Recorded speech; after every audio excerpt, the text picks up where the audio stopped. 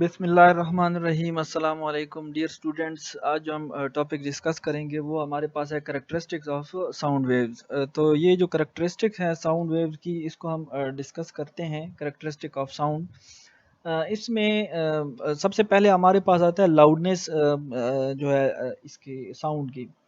तो loudness basically है क्या? Loudness is the characteristic of sound by which loud and फेंट साउंड कैन बी डिस्टिंग्विश। फेंट FAINT है, यहाँ पर गलती से D लिखा हुआ है।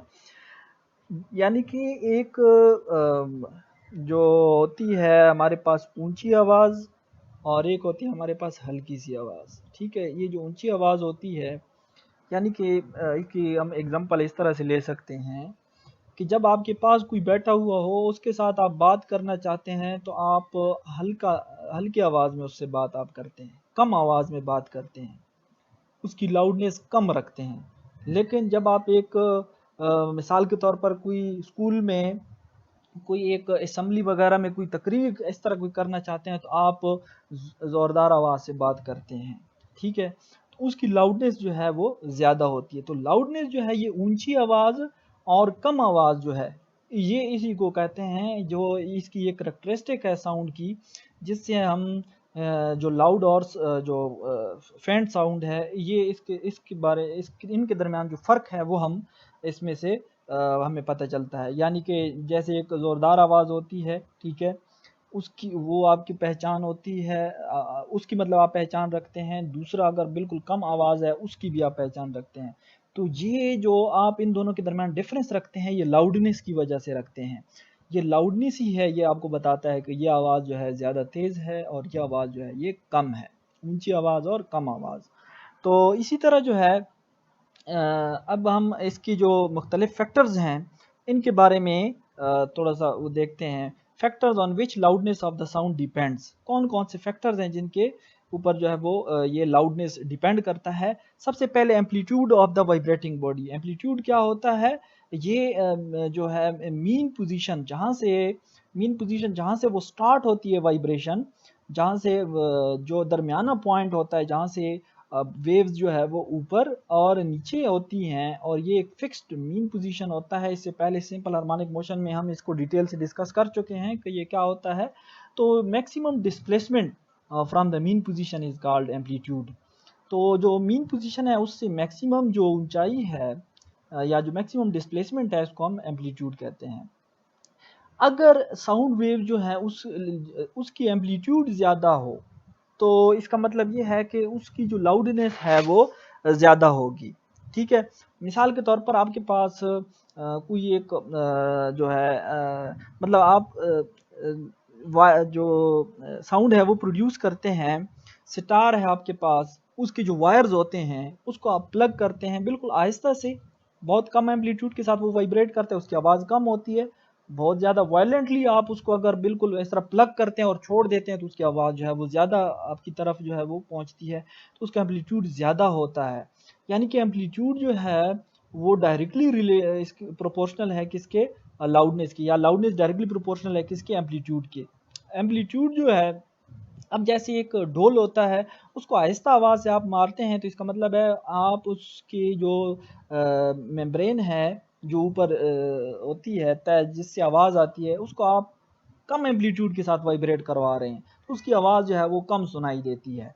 लेकिन अगर आप बहुत ज़ोर से उसको हिट करते हैं तो उसका एम्पलीट्यूड आपने ज़्यादा रखा है, तो इसका मतलब है उसकी आवाज़ आपको ज़्यादा तेज़ जो है वो आती है। यानी कि अगर आप अपना हाथ बहुत कम ऊंचाई तक लेके जाते हैं और किसी चीज़ को हिट करते हैं, तो उसका एम्पलीट्यूड आपने कम रखा है तो उसकी आवाज़ भी कम आएगी। लेकिन अगर आप बिल्कुल हाथ ऊपर खींच के ऊपर किसी चीज़ को मारते हैं तो इसका मतलब है आपने एम्पलीट्यूड को ज़्यादा रखा है, तो उसकी आवाज़ जो है वो भी ज़्यादा आती है। तो ये जो एम्पलीट्यूड है इसके ऊपर डिपेंड करता है लाउडनेस। तो लाउडनेस जो है वो पहला फैक्टर इसका क्या है? एम्पलीट्यूड। यानी कि वो एम्पलीट्यूड ज़्यादा, ये अब इसका एम्पलीट्यूड जो है वो ज़्यादा है तो ये लाउड साउंड है। और ये जो स्मॉल एम्पलीट्यूड वाला है, बहुत कम इसकी एम्पलीट्यूड है, ऊंचाई बहुत कम है, तो इसका मतलब है इसकी जो आवाज़ है ये हल्की होगी। ठीक है, इसके बाद हमारे पास नेक्स्ट जो है एरिया ऑफ वाइब्रेटिंग बॉडी। इसकी एग्जांपल हम इस तरह से ले सकते हैं, जैसे एक स्मॉल ड्रम है और एक लार्ज लार्ज ड्रम है। जब इसका जो सरफेस एरिया है ऊपर वाला, ठीक है। ये जितना ज़्यादा होगा उतनी ही आवाज़ जो है वो ज़्यादा आपकी तरफ जो है वो आएगी, लाउड आएगी। तो loudness directly proportional size of the surface area of the vibrating body. जो बड़ा ड्रम है उसको आप हिट करते हैं और छोटे ड्रम को आप हिट करते हैं, सेम एम्पलीट्यूड के साथ आप हिट कर लें, लेकिन जो बड़ा ड्रम है उसकी आवाज़ ज़्यादा आपकी तरफ आती है, लेकिन जो छोटा ड्रम है उसकी आवाज़ आपकी तरफ कम आएगी। उसकी वजह यह है कि इसका सरफेस एरिया, जो बड़ा ड्रम है उसका सरफेस एरिया ज़्यादा है और जो स्मॉल ड्रम है उसका सरफेस एरिया कम है। तो ज़्यादा सरफेस एरिया वाली जो ड्रम है उसकी आवाज़ आपको ज़्यादा लाउड जो है वो सुनाई देगी, और जो कम सरफेस एरिया वाला ड्रम है उसकी आवाज़ बहुत ही कम आपकी तरफ जो है वो पहुंचती है। इसका मतलब है लाउडनेस जो है डायरेक्टली प्रोपोर्शनल है, ज़्यादा सरफेस एरिया ज़्यादा लाउडनेस, कम सरफेस एरिया तो लाउडनेस भी कम। The sound produced by a large drum is louder than that by small one because of its large vibrating area. Vibrating area large होगा तो ज़्यादा से ज़्यादा मॉलिक्यूल वाइब्रेट करेंगे, तो ज़्यादा से ज़्यादा जो है एयर के पार्टिकल्स वो कंप्रेस और रेयरफेक्ट होंगे। तो इसका मतलब है कि प्रेशर वेव्स ज़्यादा एरिया में जो है वो जनरेट होती हैं, तो उसकी आवाज़ जो है वो भी ज़्यादा होती है। तो इसका दूसरा फैक्टर यानी कि area of the vibrating body पे ये डिपेंड करता है लाउडनेस। थर्ड है distance from the vibrating body. अब ये दोनों यहाँ पर एक ड्रम जो है वो सेम एम्पलीट्यूड और सेम सरफेस एरिया हमने रखा है, इसको इस तरह हिट किया जा रहा है। एक बंदा बहुत दूर खड़ा है और एक बंदा जो है वो बहुत ही नज़दीक खड़ा है। तो जो बंदा नज़दीक खड़ा है उसको आवाज़ ज़्यादा आएगी। कम फासला है इन दोनों के दरमियान, यानी कि ये जो सोर्स है, ये ड्रम है, ये सोर्स है, जहाँ से आवाज़ आती है वो सोर्स कहलाता है, और दूसरा जो है ये आप जहाँ पर खड़े हैं उसको हम रिसीवर कहते हैं, जो सुनने वाला है। अब फासला ज़्यादा, लाउडनेस कम, फासला कम, लाउडनेस ज़्यादा, ये इन्वर्सली प्रोपोर्शनल हैं दोनों।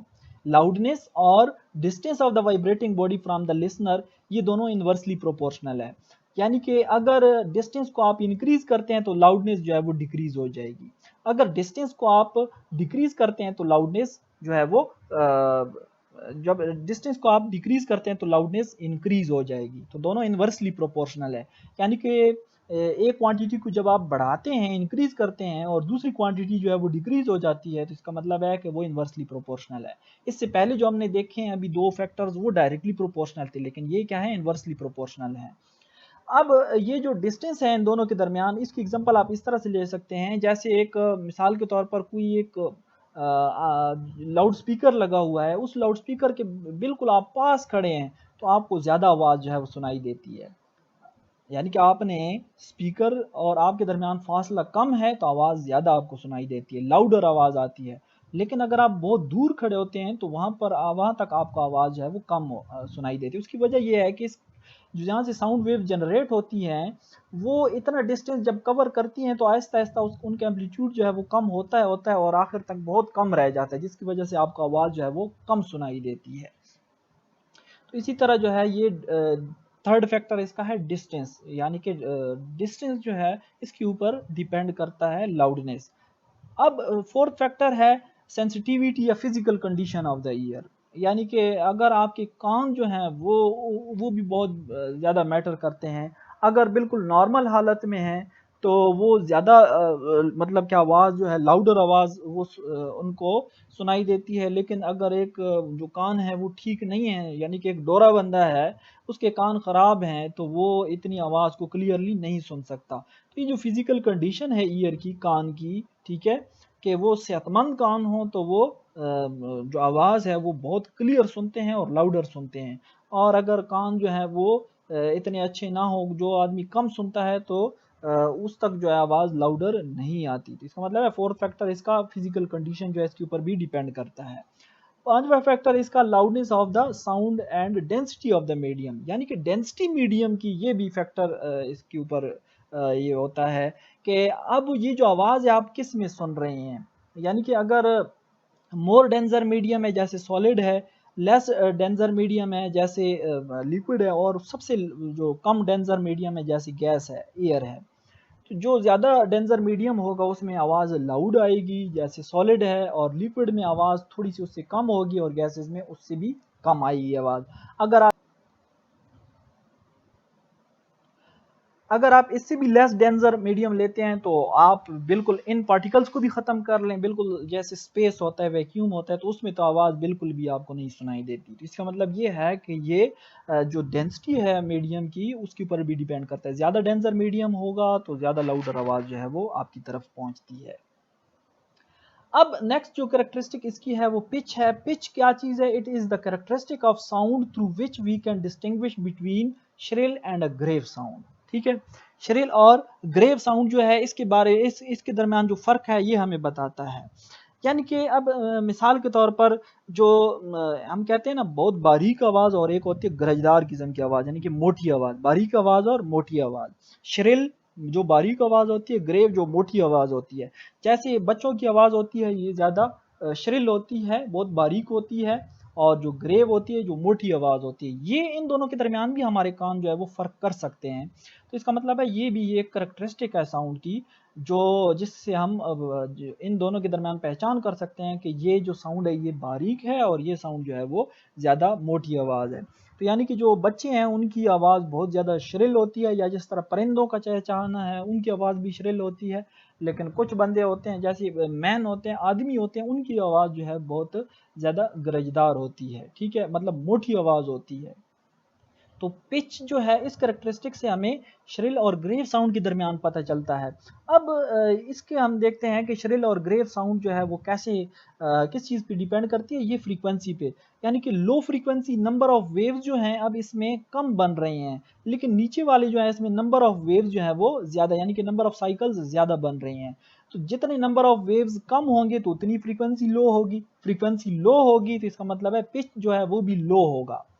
और जो हाई फ्रीक्वेंसी है, हाई फ्रीक्वेंसी से क्या होता है कि फ्रीक्वेंसी जब हाई होती है तो उस वक्त जो है वो उनकी जो पिच है वो भी हाई होती है, तो वो आवाज़ ज़्यादा आपको बारीक सुनाई देती है। तो ये जो है फ्रीक्वेंसी के ऊपर डिपेंड करता है जो पिच है। उसके बाद हमारे पास नेक्स्ट जो कैरेक्टरिस्टिक है वो क्वालिटी है। क्वालिटी क्या चीज़ है? ये एक ऐसी कैरेक्टरिस्टिक है साउंड की जिससे हम डिस्टिंग्विश करते हैं दो sound of same loudness and pitch. यानी कि एक जैसी पिच है, एक जैसी लाउडनेस है। पिच मतलब कि मिसाल के तौर पर दो बच्चे हैं उनकी आवाज़ है, दो बच्चे हैं तो उनकी आवाज़ है तो दोनों की श्रिल ही होगी, यानी कि श्रिल आवाज़ ले लेते हैं, लेकिन हैं दोनों बच्चे मुख्तलिफ। अब वो आपको दिखाई नहीं दे रहे, कमरे के बाहर से जो है ना वो कुछ बोल रहे हैं, कुछ आवाज़ें दे रहे हैं। तो जब दोनों जो है वो बोलते हैं तो यहाँ पर आपको पता चलता है कि अच्छा ये उस बच्चे की आवाज़ है और ये किसी और बच्चे की आवाज़ है। यानी कि दो साउंड सेम लाउडनेस और सेम जो है वो पिच जो है, सेम लाउडनेस और सेम पिच। इसमें फिर आप आवाज़ में फ़र्क कर सकते हैं ये किस बच्चे की आवाज़ है। यानी कि जैसे सिंगर होते हैं उसकी गाने की आवाज़ जो है अगर आप MP3 में सुनते हैं तो उसके गाने की आवाज़ से आपको पता चलता है ये कौन सा सिंगर है। तो यानी कि ये क्वालिटी से आवाज़ की जो क्वालिटी है ये हमें बताती है कि ये किस बंदे की आवाज़ है। या ज़्यादातर ऐसी भी होता है जैसे मोबाइल फ़ोन पे कॉल आती है, आपके पास नंबर सेव नहीं होता लेकिन उसकी आवाज़ से ही आप उसको पहचान लेते हैं कि ये कौन बंदा बात कर रहा है। तो ये जो क्वालिटी है इससे हम दो आवाज़ों के दरमियान या दो से ज़्यादा आवाज़ों के दरमियान जो है वो फ़र्क कर सकते हैं ये किस चीज़ की आवाज़ है। यानी कि या जैसे बाहर दो मुख्तलिफ परिंदे हैं उनकी आवाज़ें हैं तो उनकी आवाज़ों को में भी आप फ़र्क कर सकते हैं ये किस परिंदे की आवाज़ है। अब जैसे ये ट्यूनिंग फोक है, इसकी अब ये इसकी जो है वो हमारे पास इसकी वेव जो है ये आपको दिखाई दे रही है, फिर फ्लूट है, फिर क्लैरिनेट है। इन तीनों की आवाज़ यानी कि अगर आप आंखें बंद कर लें, आपको दिखाई ना दे और इनकी आवाज़ आपके कानों तक आए तो आप इनकी पहचान कर सकते हैं कि ये किस डिवाइस की आवाज़ है। तो ये क्वालिटी की वजह से है कि हम जो है वो इनकी आवाज़ सुन सकते हैं। अब इनकी सेम लाउडनेस है, एम्पलीट्यूड भी सेम है सबकी, ठीक है, मीन पोजीशन से मैक्सिमम डिस्प्लेसमेंट भी सेम है सबकी, और सेम फ्रीक्वेंसी भी है इन सब आवाज़ों की। लेकिन क्वालिटी जो है, क्वालिटी ये एक ऐसी चीज़ है, ऐसी कैरेक्टरिस्टिक है साउंड की जिसकी वजह से हम फ़र्क कर सकते हैं कि ये साउंड जो है वो किसकी है, किस चीज़ की है।